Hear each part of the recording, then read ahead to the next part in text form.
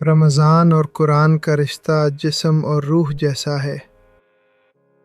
اللہ تعالیٰ فرماتا ہے، رمضان وہ مہینہ ہے جس میں قرآن نازل کیا گیا۔ ہم میں سے اکثر لوگ اس مہینے میں قرآن ختم کرنے کی دوڑ میں ہوتے ہیں، 1 پارہ 2 پارے 3 پارے، اور یہ بہت اچھی بات ہے۔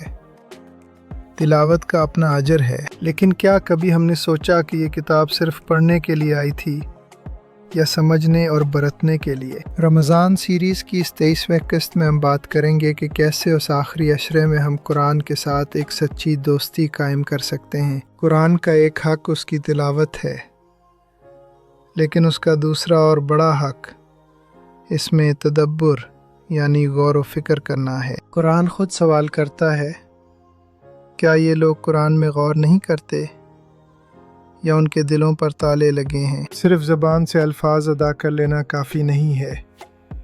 اگر ہم نے الحمدللہ پڑھا اور ہمیں یہ احساس ہی نہ ہوا کہ ہم اپنے رب کا شکر ادا کر رہے ہیں، یا ہم نے عذاب الہی کی آیات پڑھی اور ہمارے دل میں خوف پیدا نہ ہوا، تو ہم نے قرآن کا حق ادا نہیں کیا۔ تلاوت ایسے ہونی چاہیے جیسے اللہ آپ سے براہ راست مخاطب ہو۔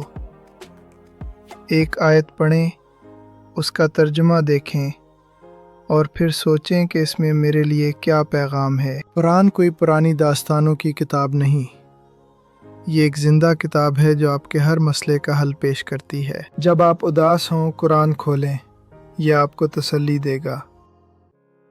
جب آپ راستہ بھٹک جائیں، قرآن کھولیں، یہ آپ کو ہدایت دے گا۔ اس آخری عشرے میں جب آپ لیلۃ القدر کو تلاش کر رہے ہیں، تو یاد رکھیں کہ یہ رات اس لیے عظیم بنی کیونکہ اس میں یہ کلام اترا۔ اگر ہم قرآن سے دوستی کر لیں تو ہماری زندگی کی اندھیری راتیں بھی منور ہو سکتی ہیں۔ قرآن سے دوستی کا مطلب ہے کہ ہم اس کے احکامات کو اپنی زندگی کا حصہ بنا لیں۔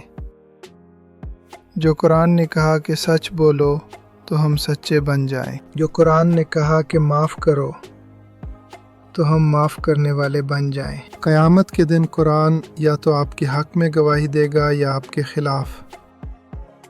ہمارے نبی صلی اللہ علیہ وسلم نے فرمایا، تم میں سے بہترین وہ ہے جو قرآن سیکھے اور دوسروں کو سکھائے۔ قرآن کو اپنے گھروں میں صرف برکت کے لیے نہ رکھیں، بلکہ اسے اپنے فیصلوں کا امام بنائیں۔ روزانہ کم از کم 5 آیات ترجمے اور تفسیر کے ساتھ پڑھنے کی عادت ڈالیں۔ جب آپ قرآن کو سمجھ کر پڑھیں گے تو آپ کو محسوس ہوگا کہ آپ کا اللہ آپ سے باتیں کر رہا ہے۔ یہی وہ مقام ہے جہاں ایک مومن کو وہ سکون ملتا ہے جس کی تلاش میں پوری دنیا بھٹک رہی ہے۔ آج رات جب آپ قرآن کھولیں تو صرف صفحات نہ گنیں، بلکہ ایک ایسی آیت ڈھونڈیں جو آپ کے دل کو لگ جائے اور اسے اپنی زندگی کا حصہ بنا لیں۔ قرآن کو اپنا بہترین دوست بنائیں۔